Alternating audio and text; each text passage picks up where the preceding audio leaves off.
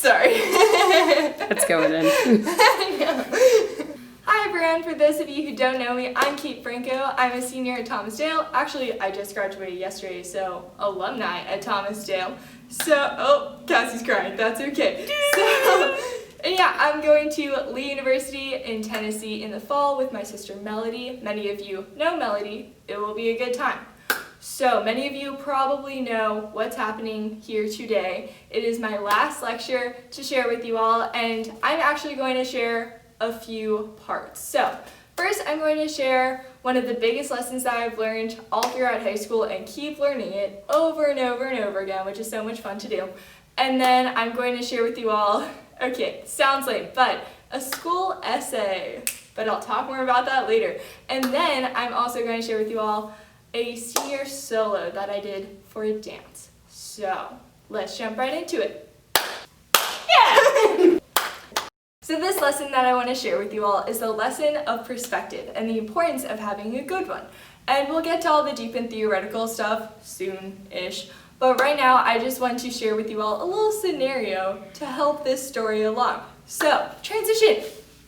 So this is a story of someone taking a picture. For our purposes, let's call this person Bob. Bob walks into a park, looks all around, and decides that he wants to take a picture of this really cool tree. Now he needs to pick a good spot to get a good picture of this bomb tree.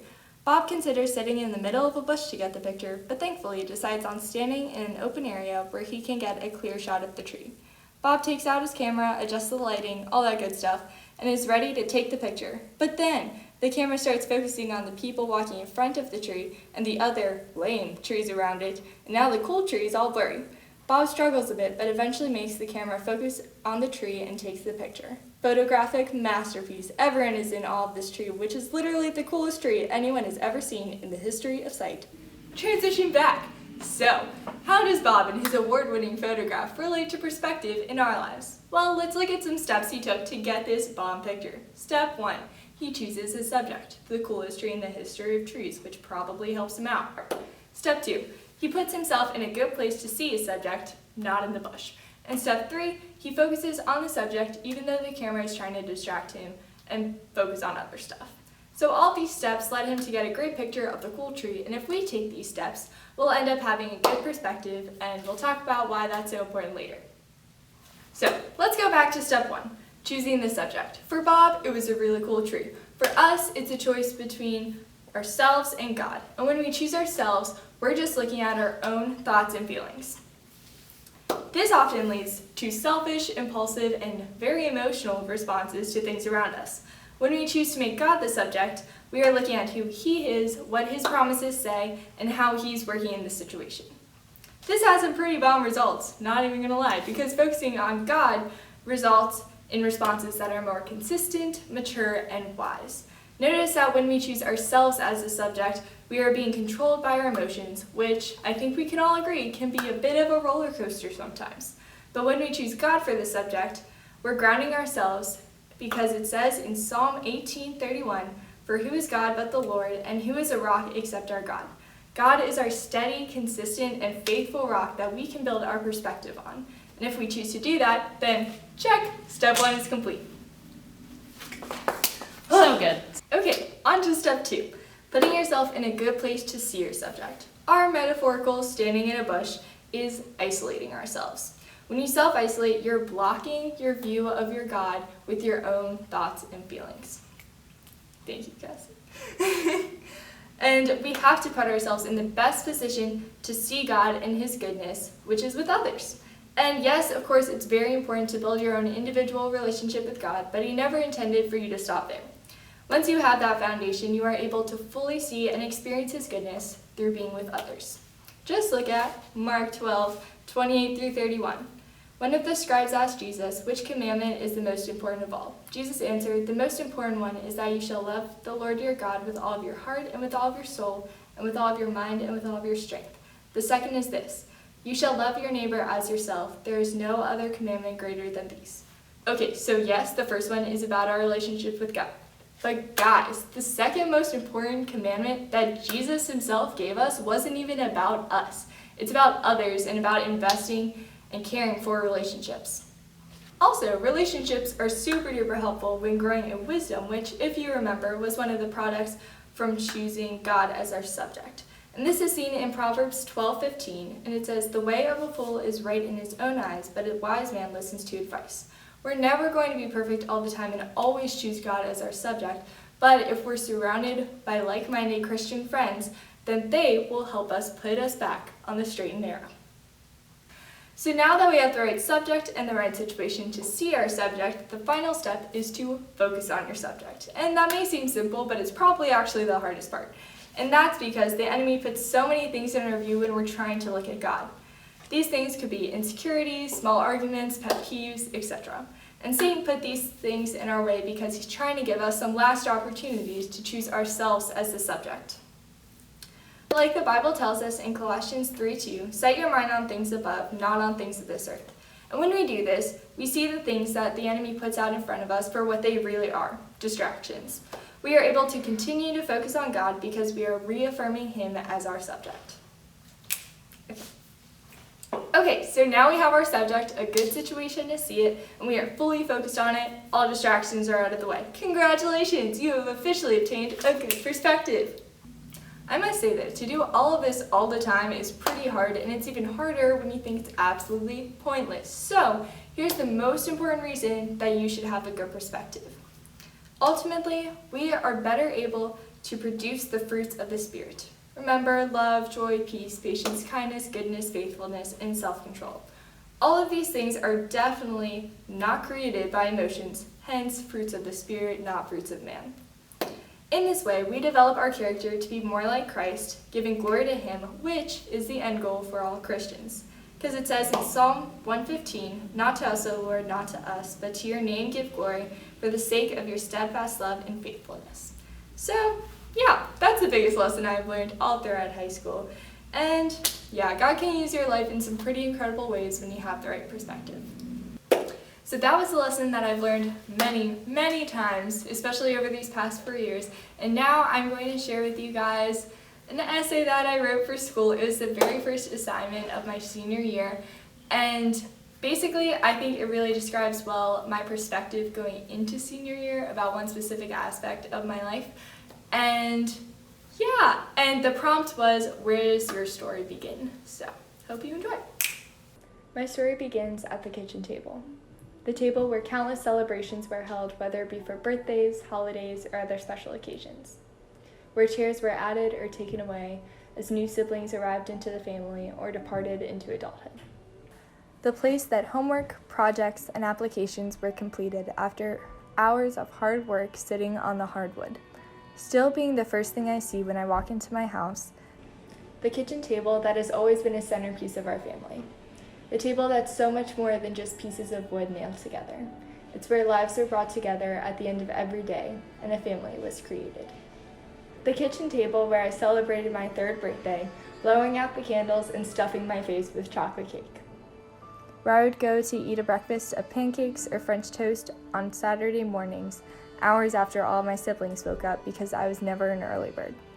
Where I came home from my first day of kindergarten and told my family about my school day, proud that I was now like my older sisters. The same place I would soon go to join the homework club that congregated there every day after school. The table where we used to bring out our Play-Doh and coloring pages when our homework was completed. Where we brought our report cards to our parents for their signature and smiles of approval. The kitchen table that added on another chair when we adopted my younger brother. The place where we would marvel at our new addition's Ethiopian accent and his constant laughter. The table and the family that had shifted forever. Although sometimes I was jealous of what I had lost, so many more times I was elated at what I had gained. The table that was never quiet and at times made us feel like we had to have traffic lights just to control the conversation. The table where we would invite outsiders to join our community and where they would be accepted as one of the family. The table that always seemed to expand for whoever needed a place in the family that it brought to our house. The kitchen table that I sat down to write my application for specialty centers and governor schools in 8th grade, excited to see what the next 4 years might hold.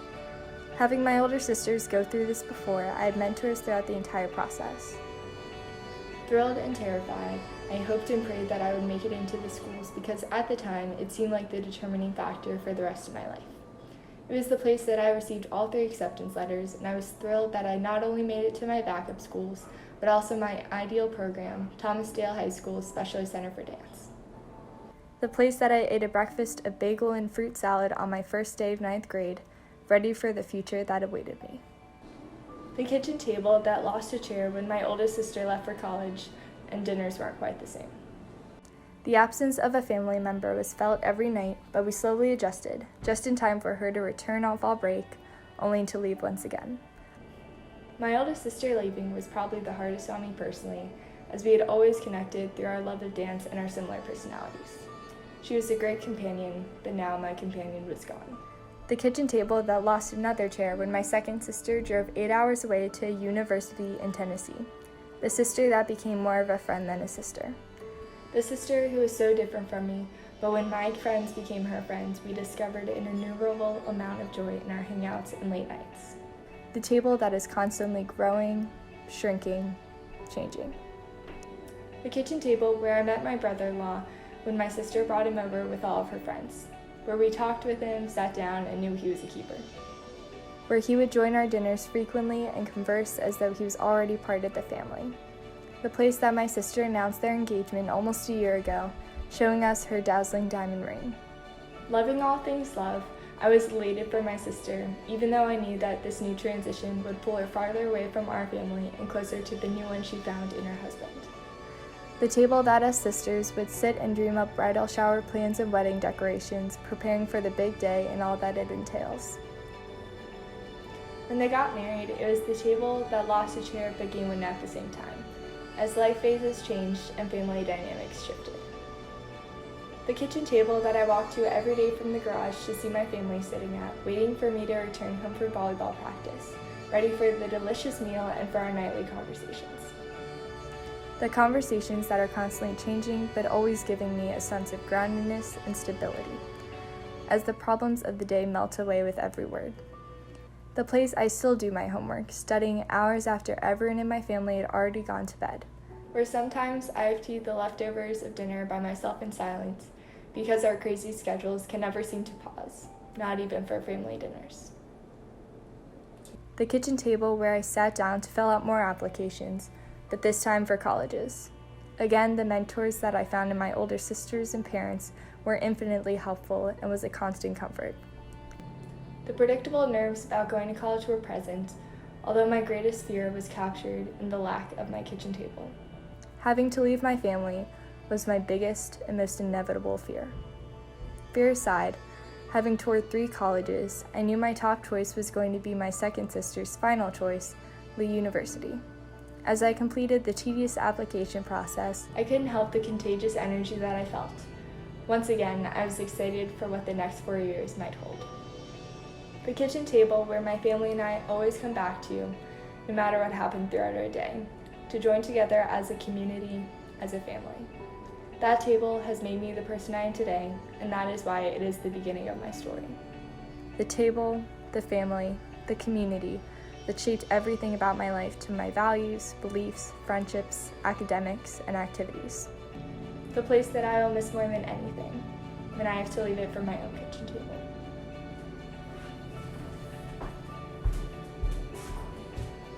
Okay, so that was the paper. Hope you enjoyed it. Hope it wasn't as boring as a school essay might sound.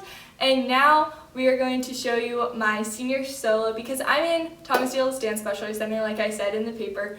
And so every year the seniors have a senior showcase and they each have a solo and a piece like with their own cast. And sadly that show was cut short, but Cassie did make it, so what an OG. Good job, Cassie. So yes, I hope you guys enjoy it because obviously it was cut short and it was very special to me, and I feel like especially this piece really captures my mindset going out of high school and into college. So hope you enjoy. 1, 2, 3, 4.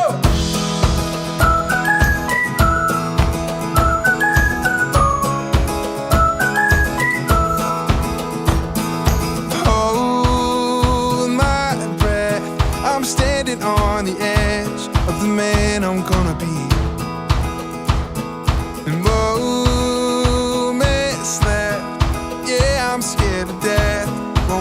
got the best of me. And we could fall, we could fly. We don't know if we don't try. It's the start of the rest of our lives. I don't know where I'm going. These dreams are all I'm holding. Take me down any road. I'm dancing in the dawn of the unknown. Don't know if I will make it. Maybe I should be anxious. No matter where I go, I'm dancing in the dawn of the unknown.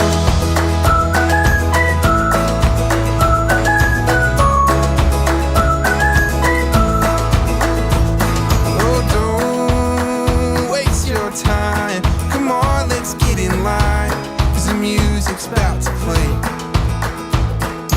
Take my hand. Come on, let's take a chance, 'cause tomorrow's on its way. I don't know where I'm going.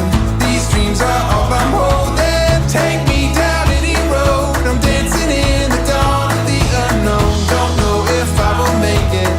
Maybe I should be anxious. No matter where I go, I'm dancing in the dawn of the unknown.